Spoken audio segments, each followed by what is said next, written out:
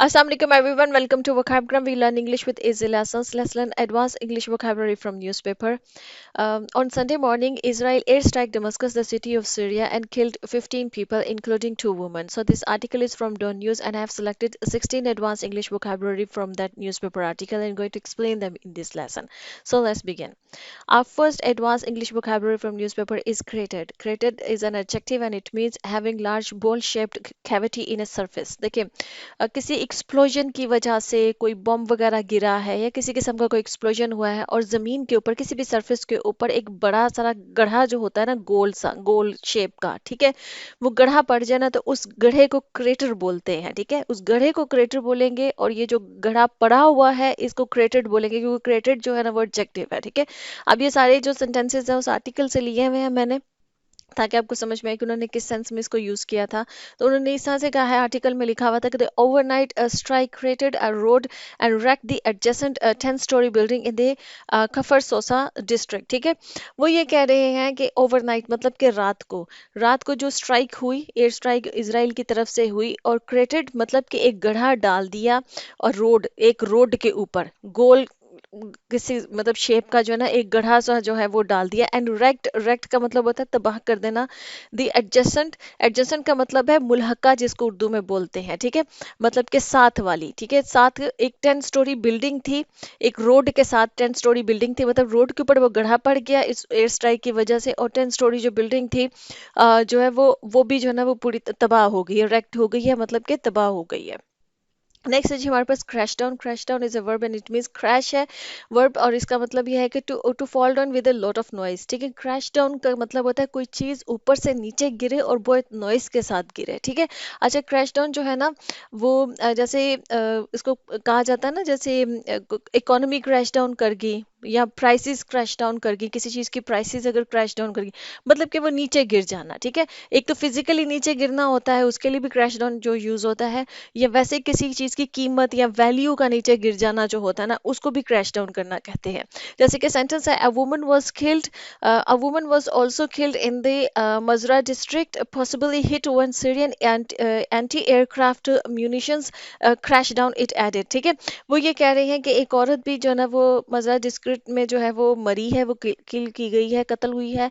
Possibly मतलब कि ये लग रहा है कि इस तरह से कि मतलब उसको हिट वो तब हिट हुई है one Syrian anti aircraft munitions. Munitions कहते हैं वो वेपन्स जो कि मिलिट्री यूज करती है जंग वगैरह में। ठीक है, तो जब सीरिया का जो एंटी एयरक्राफ्ट था उसने जब कोई वेपन या कोई भी बारूद या कोई भी गोला जब वो नीचे फेंका है, क्रैश डाउन किया है, क्रैश डाउन का मतलब कि नीचे फेंका है उसको, तो तब लग रहा है कि वो खातून जो है ना वो हिट हुई है और फिर वो जो है वो बेचारी फोत हो गई है। अच्छा जी, नेक्स्ट है जी correspondent। correspondent is a noun and it means a person who reports for a newspaper or broadcasting organization। देखिए ये correspondents होते हैं ना, आप न्यूज़ चैनल्स देखते हैं तो आप देखिएगा कि जो जहाँ से भी न्यूज़ को कवर किया जा रहा है ग्राउंड के ऊपर जो भी जर्नलिस्ट होते हैं जो कि रिपोर्ट कर रहे होते हैं, या तो वो किसी न्यूज़पेपर के लिए रिपोर्ट कर रहे थे या आप चैनल्स जो हम देखते हैं, ठीक है, उन चैनल्स पे आप देखिएगा जो लाइव कवरेज कर रहे होते हैं या वहाँ से रिपोर्ट कर रहे होते हैं उनको correspondents कहा जाता है। ठीक है जी, इन्होंने इस तरह से इसको यूज किया था कि it was not immediately clear who was the intended target of the strike which correspondents reported. देखिए जो correspondents है मतलब कि वो जर्नलिस्ट जो कि वहाँ साइट पर मौजूद थे और वहाँ से उन्होंने जब रिपोर्ट किया है तो वो कह रहे हैं कि ये बात जो है ना अभी क्लियर नहीं हो सकी कि टारगेट कौन था, क्योंकि इस एयर स्ट्राइक में जो एयर स्ट्राइक की गई है इसराइल की तरफ से उसमें टारगेट कौन था, किसको मारने की उन्होंने कोशिश की है। नेक्स्ट है जी गैपिंग। गैपिंग जो है ना ये वैसे एडजेक्टिव है ये, और ये एज ए कोलोकेशन यूज होता है किसका नाम है इसके लिए टारगेट कह रही हूँ सॉरी, गैपिंग होल के लिए यूज होता है। ठीक है, इसका मतलब ये होता है वेरी लार्ज। जब किसी को कहा जाए गैपिंग होल मतलब तो बहुत बड़ा किस्म का जो होल है ना वो हुआ है, ठीक है, गढ़ा हुआ है बहुत बड़ा। अब इन्होंने इसको इस तरह से यूज किया, it was not immediately clear who was the intended target of the strike, कि मतलब कि ये क्लियर नहीं था कि उसका टारगेट कौन था, किसको मतलब कि मारने की कोशिश की गई है। विच कॉरेस्पॉन्डेंट रिपोर्टेड, जो कि कॉरेस्पॉन्डेंट जो है उन्होंने रिपोर्ट किया है। शुक डमस्कस, शुक जो है ना वो शेख की सेकंड फॉर्म है। ठीक है, मतलब कि शेक होता है ना किसी किसी किसी का मतलब कि घबरा जाना। ठीक है, तो उसको उन्होंने शुक कहा है कि मतलब उन्होंने पूरी तरह घबरा जाना नहीं, मतलब कि हिला देना, किसी चीज को शेक कर देना, ठीक है। तो उन्होंने शुक किया है डमस्कस को, डमस्कस पूरी तरह से जो ना वो हिल गया है, and left a gaping hole, और बहुत बड़ा जो है ना वो एक होल जो है वो उसने छोड़ दिया है इन द स्ट्रीट, गली में, ठीक है। वो गली में बहुत बड़ा होल जो है वो उसने छोड़ दिया है। नेक्स्ट है जी carry out. Carry out is a phrasal verb and it means to perform a task. किसी टास्क को कैरी आउट करने का मतलब ये है कि आपने उस काम को किया है। किसी भी काम को कैरी आउट करना मतलब कि उस काम को परफॉर्म कर देना, उस काम को करना, ठीक है।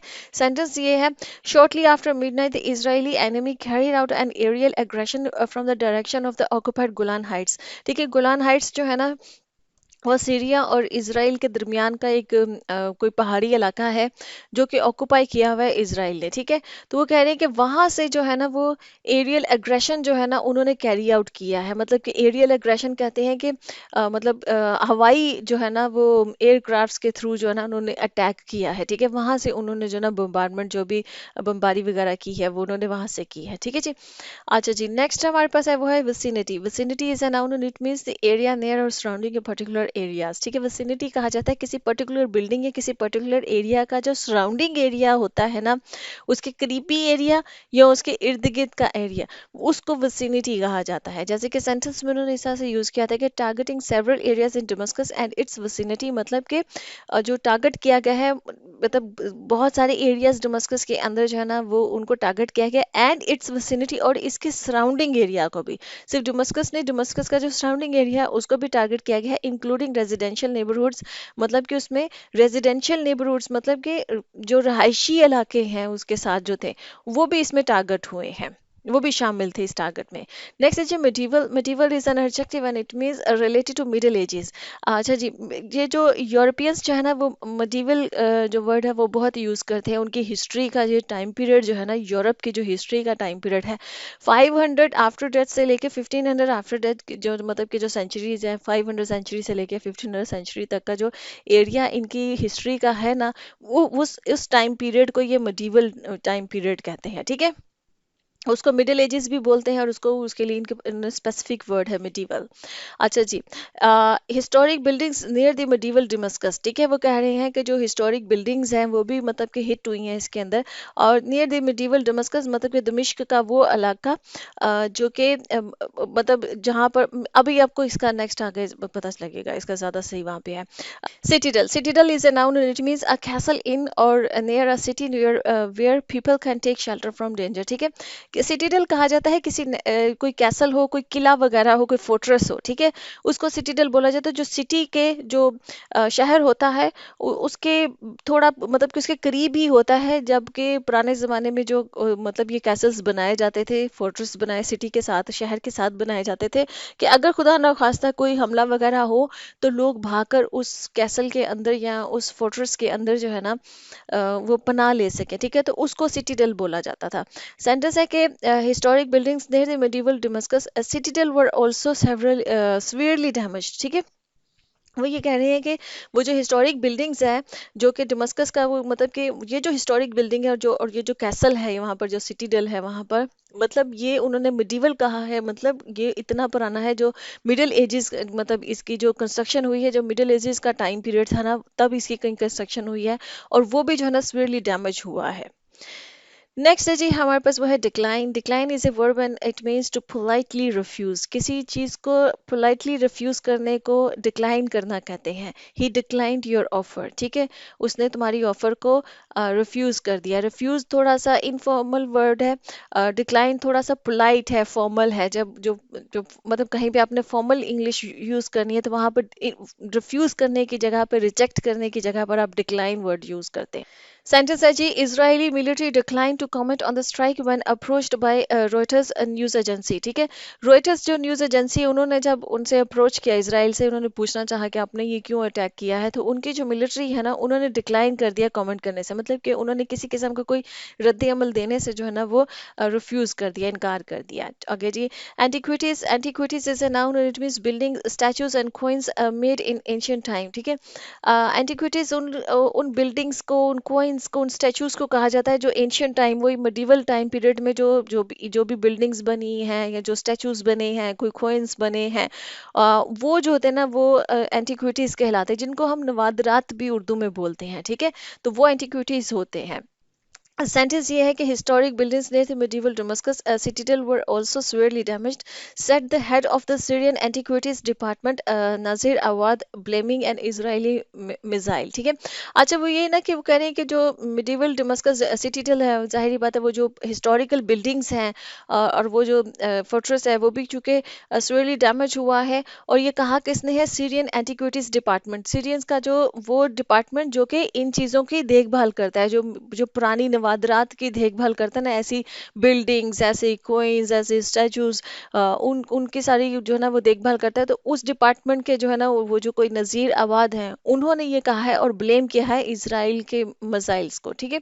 Entrench is a verb and it means to establish firmly, किसी चीज को स्टैब्लिश करना, बड़ी मजबूती के साथ किसी चीज को अपनी जगह पर स्टैब्लिश कर लेने को इंट्रेंच करना कहते हैं।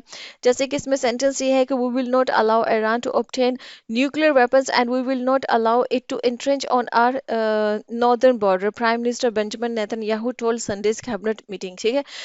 जो इसराइल के जो प्राइम मिनिस्टर हैं बेंजामिन नेतन्याहू, उन्होंने संडे की जो इनकी कैबिनेट मीटिंग हुई है उसमें उन्होंने ये कहा है कि हम इस चीज़ की बिल्कुल इजाज़त नहीं देंगे कि ईरान जो है वो न्यूक्लियर वेपन रखे और फिर वो न्यूक्लियर वेपन को इंट्रेंच करे, मतलब कि इस्टेब्लिश करे हमारे नॉर्दर्न बॉर्डर के ऊपर, ठीक है, कि उस बॉर्डर के ऊपर वो उसको इस्टेब्लिश करे। तो ये हम इस चीज़ की बिल्कुल भी इजाज़त नहीं देंगे।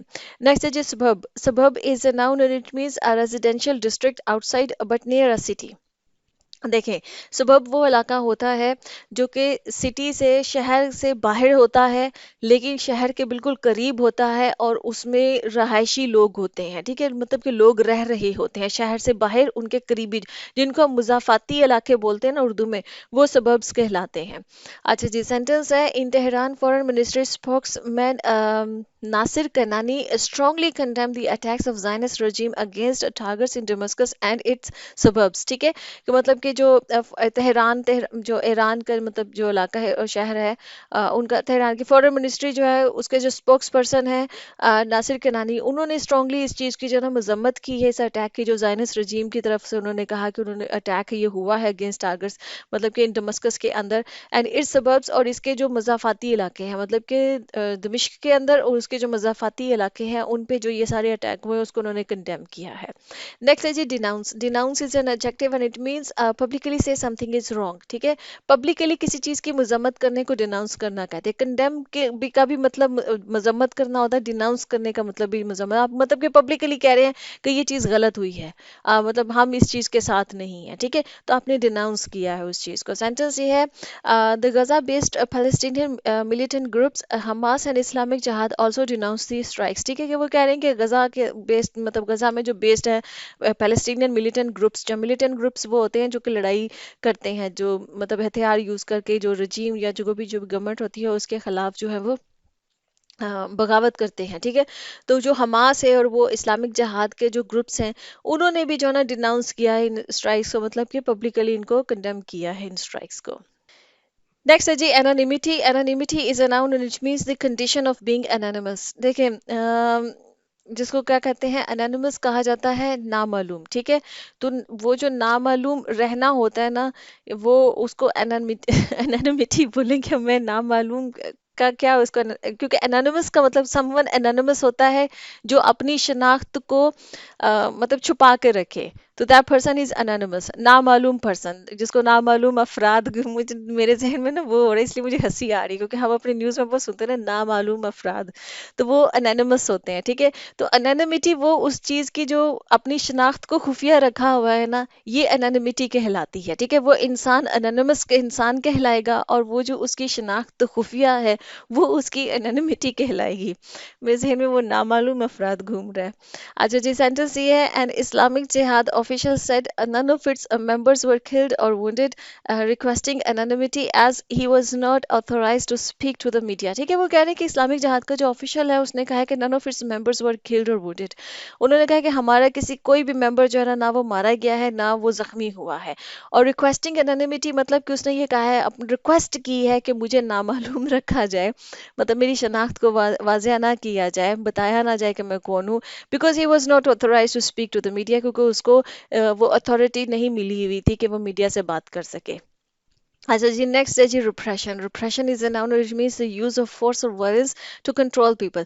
रिप्रेशन होता है जब गवर्नमेंट या कोई भी रजीम या कोई भी जो है जो पावरफुल होती हैं, मतलब फोर्सेस होती हैं, वो कोई फोर्स को यूज करें, ताकत को यूज करे, वायलेंस को यूज करे लोगों को कंट्रोल करने के लिए, तो इसको रिप्रेशन कहा जाता है.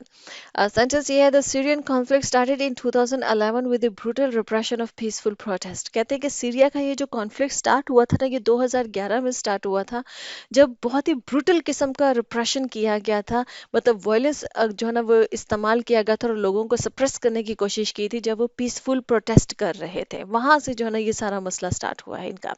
नेक्स्ट है जी escalate. Escalate is a verb and it means to make और बिकम मोर इंटेंस और सीरियस.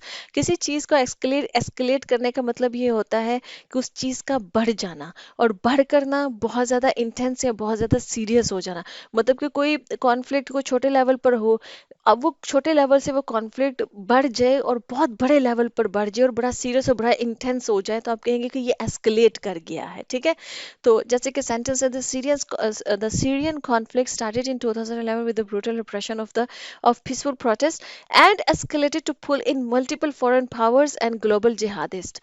मतलब कि वो कह रहे हैं कि 2011 में जो सीरिया का प्रॉब्लम है वो स्टार्ट हुआ था, और हुआ यही था कि कोई पीसफुल प्रोटेस्ट हो रहे थे जिसको कि उन्होंने रिप्रेस करने की कोशिश की, और उसके बाद वो एस्केलेट हो गया, मतलब कि उसके बाद वो बढ़ गया, उसकी इंटेंसिटी बढ़ गई, उसकी सीरियसनेस बढ़ गई, और उसके एस्केलेट होने की वजह से मल्टीपल जो फॉरेन पावर्स हैं, क्योंकि जो बैरूनी ममालिक हैं वो भी सीरिया के अंदर इन्वॉल्व हो गए, जिसमें कि रशिया इन्वॉल्व है, जिसमें ईरान इन्वॉल्व है. ठीक है, और फिर ग्लोबल जो जहादीज हैं वो भी उसमें इन्वॉल्व हो गए, तो मतलब ये सारी जो लोग हैं वो फिर वो सीरिया जो है ना वो उन सबका एक सेंटर पॉइंट बन गया है.